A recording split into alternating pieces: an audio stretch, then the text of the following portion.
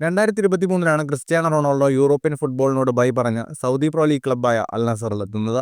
റൊണാൾഡോയുടെ വരവോടെ സൗദി ലീഗിൽ വലിയ മാറ്റങ്ങളാണ് സംഭവിച്ചത്. റൊണാൾഡോയുടെ കടന്നുവരവോടെ സൗദി ഫുട്ബോളിന് ലോക ഫുട്ബോളിൽ കൃത്യമായ ഒരു മേൽവിലാസം സൃഷ്ടിച്ചെടുക്കാൻ സാധിച്ചു. റൊണാൾഡോയ്ക്ക് പിന്നാലെ Karim Benzema, Neymar, Sadio Mane, Riyad Mahrez, Roberto Firmino തുടങ്ങി നിരവധി പ്രധാന താരങ്ങളും സൗദിയിലേക്ക് കൂടുമാറി. റൊണാൾഡോയുടെ വരവോടെ സൗദി ലീഗിന്റെ വരുമാനത്തിലും വലിയ വർധനമാണ് ഉണ്ടായിരിക്കുന്നത്. റൊണാൾഡോയുടെ വരവിന് ശേഷം സൗദി ലീഗിന്റെ വരുമാനം ഏകദേശം 670% ഉയർന്നുവെന്നാണ് റിപ്പോർട്ടുകൾ സൂചിപ്പിക്കുന്നത്. റൊണാൾഡോ അൽ നസറിനായി പ്രായത്തെ പോലും വെല്ലുന്ന പോരാട്ട വീര്യമാണ് നടത്തിക്കൊണ്ടിരിക്കുന്നത്. അൽ നസറിനായി ലീഗിൽ ഈ സീസണിൽ 21 ഗോളുകളാണ് റൊണാൾഡോ അടിച്ചുകൂട്ടിയിരിക്കുന്നത്. നിലവിലെ ലീഗിലെ ഗോൾ വേട്ടക്കാരുടെ പട്ടികയിൽ ഒന്നാമതുള്ളതും റൊണാൾഡോ തന്നെയാണ്.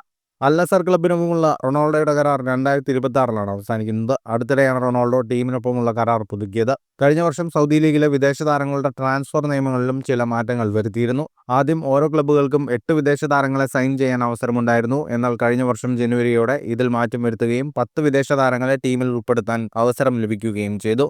എന്നാൽ ഈ 10 താരങ്ങളിൽ 8 താരങ്ങളും 2003 ശേഷം ജനിച്ചവർ ആയിരിക്കണമെന്നും നിബന്ധനയുണ്ട്.